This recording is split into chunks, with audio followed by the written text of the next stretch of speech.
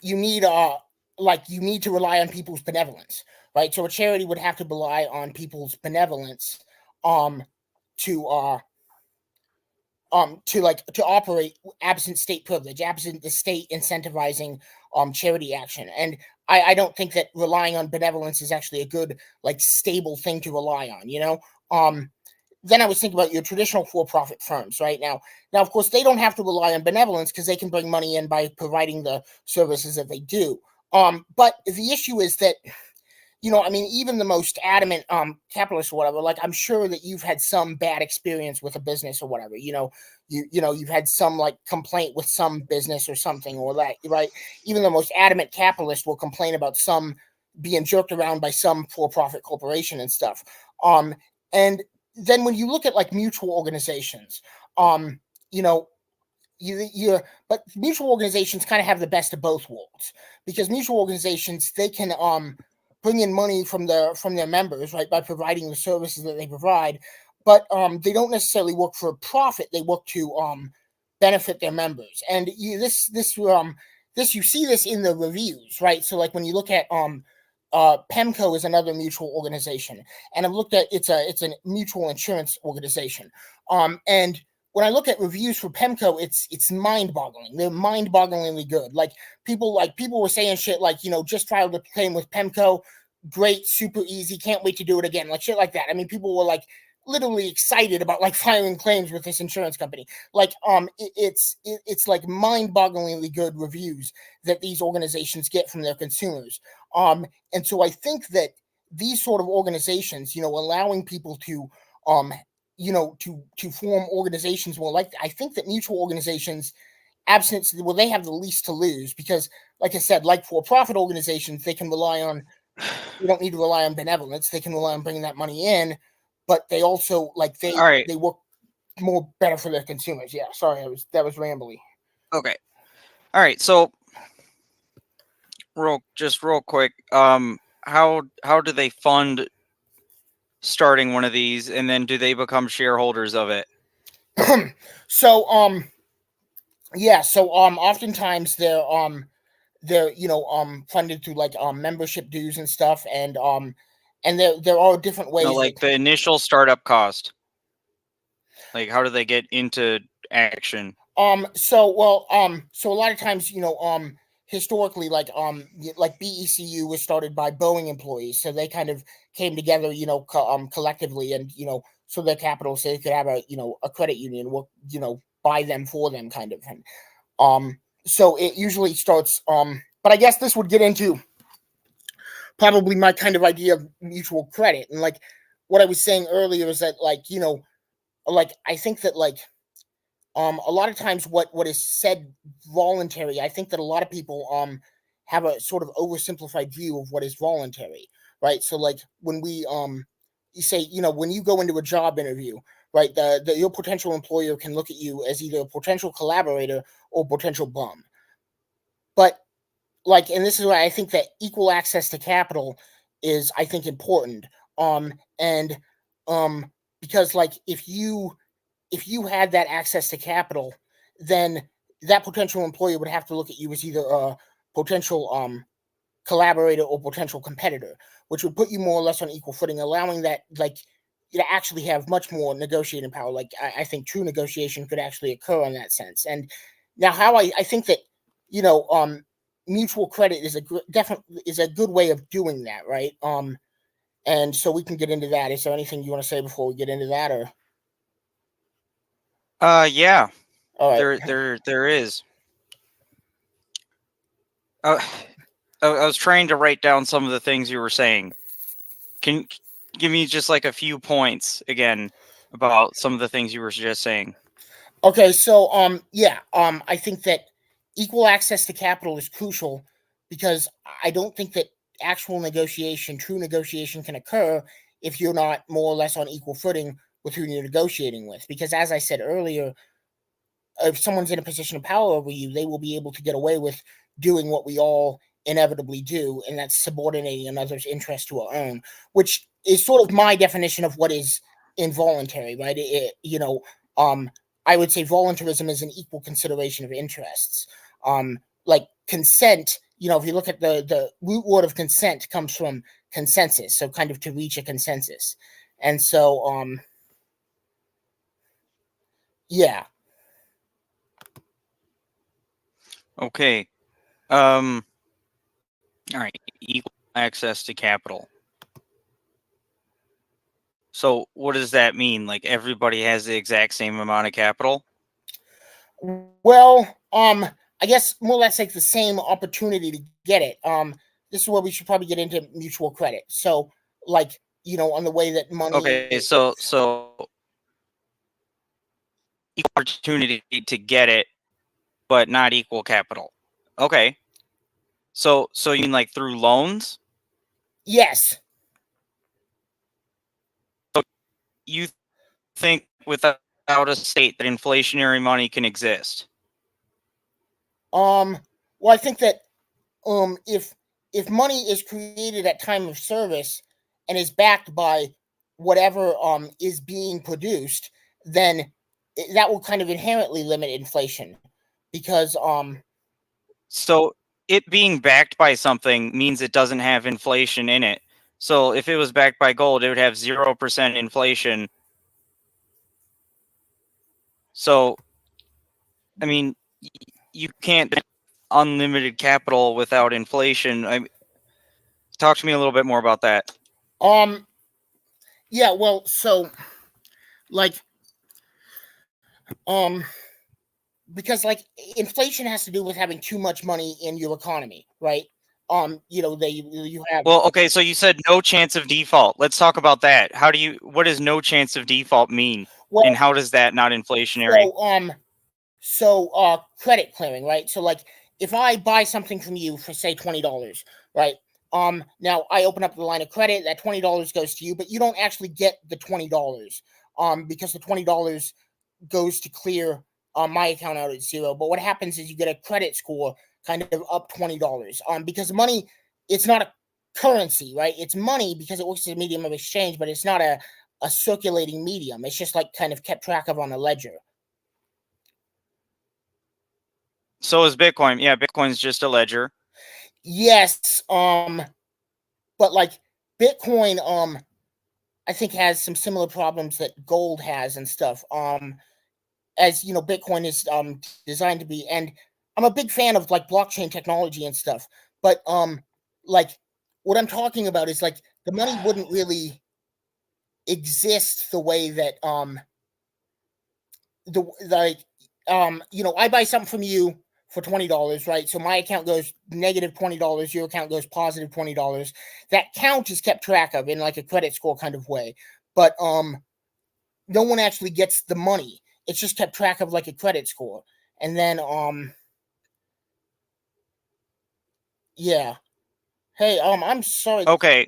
We might have to, cuz in I don't pay for Zoom cuz it's like too expensive. So apparently we're going to run out of time in like 6 minutes. So maybe I can try sending another link or something. Okay. Yeah. Yeah. But yeah, I just wanted to let you know that so that we didn't just get randomly interrupted. Yeah. Okay.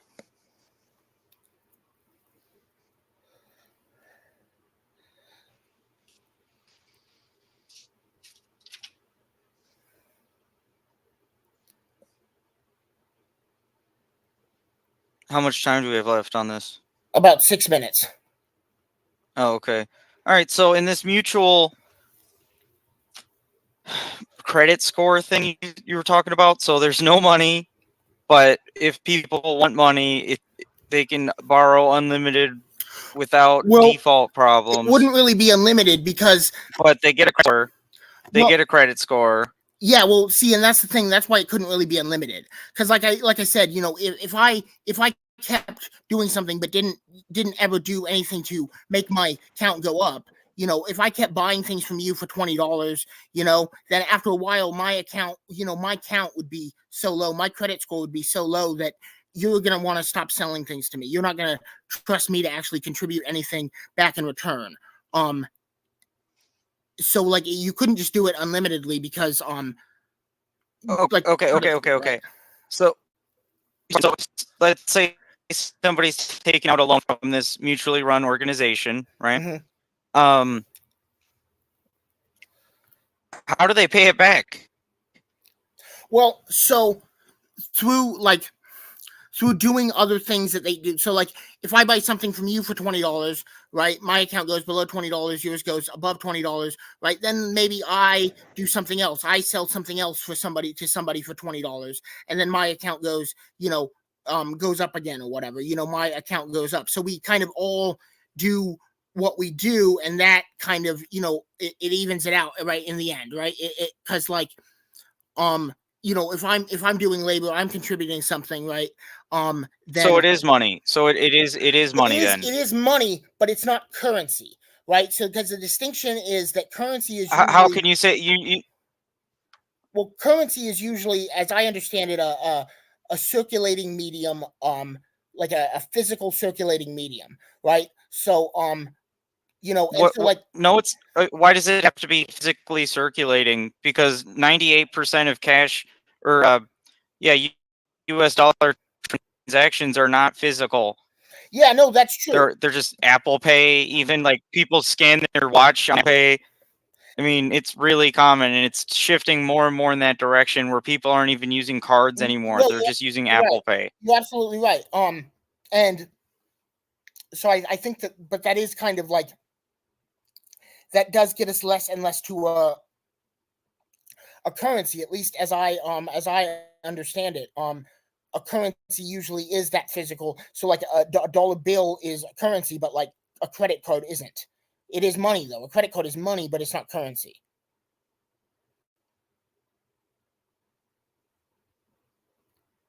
All right, we can disagree with that.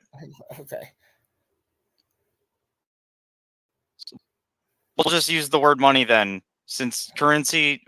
Okay, we got some confusion on the word currency. We'll just use the word money. So it is. You have units. You were describing units that you have to earn back to pay back this loan, right? Yes, but with a system like this, I think it would open up. We'd be less limited in what could count as what could, because there are a lot of things that, like, so I would define labor as work that adds value to an economy. And I guess you probably agree with that definition. Do you agree with that definition? Yeah, Okay. that's So, fine. yeah. So, well, actually, no. I would say labor is capable of adding value to an economy. But labor only has value if it's producing something that the economy values. If there's no demand for something that labor is providing, I agree. So like work that adds value to an economy. So work, and I'm understanding work here in its broadest scientific sense, which just means basically like the cause of motion, a force that causes displacement. So like an easy example is like a supernova way out in space is work in its broadest scientific sense, but it's not labor because that doesn't actually add any value to an economy. Now, an astronomer observing that supernova and researching it and stuff, that could add value to an economy. So that could be counted as labor. And so now this definition is pretty broad, and it gets us into like kind of like, to a certain extent, like consumption is kind of labor in itself, because even to just consume is to add value to an economy. No, it's not. Well, no, but it does though, right? I mean, a consumer, like, I mean, no, it doesn't. It absolutely does. No, it doesn't. No, it absolutely no, it doesn't. How does it not? Let me give you an example. Let me give you an example of something that's that I think about a lot. So Bitcoin, there's only 21 million Bitcoin. That can't change. Let's say I own a few of them, right? Uh-huh. And then so I have a password in my head that gets me onto that. If I were to die, it's gone forever. So what is money? It's a claim on goods and services within the economy. It's a claim. So I have produced and I've received this claim from the economy. So I'm a net producer because I have this Bitcoin. I don't have debt, So I have produced more than I've consumed, So and if I were to die, I don't want to interrupt you, but we got like so 5 seconds. wait. It's the meeting's about. I'll send you another link. Sorry. Damn it.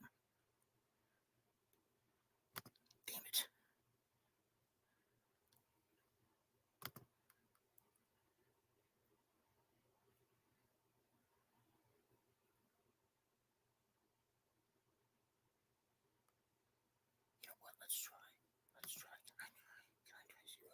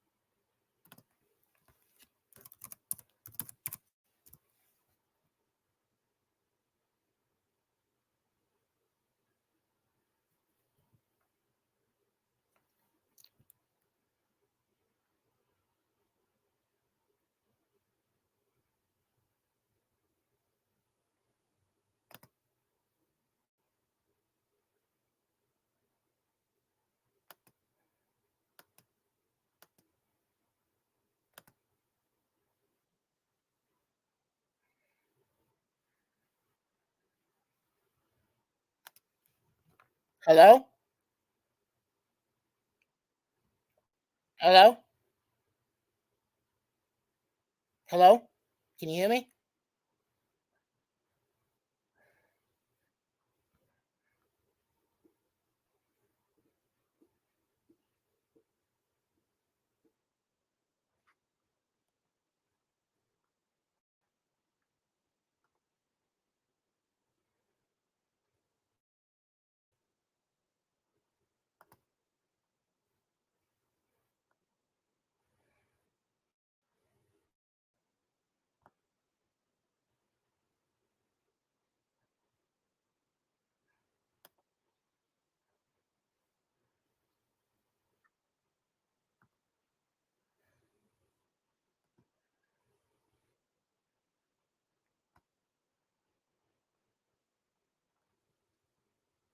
About like going in debt.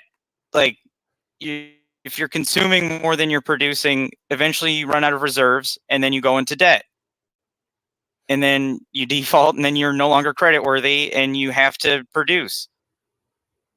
Well, yeah, but production's the opposite of that. That's just making more things in the economy. That's where value comes from, not consumption. Yes. But now demand is where value comes from in labor. You're right there.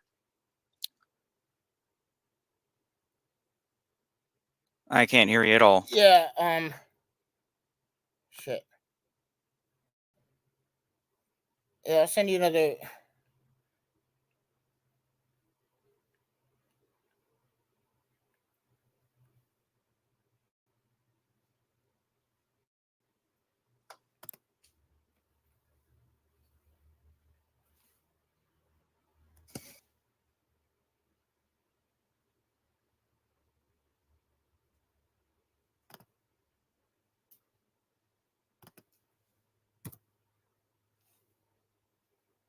Can you hear me?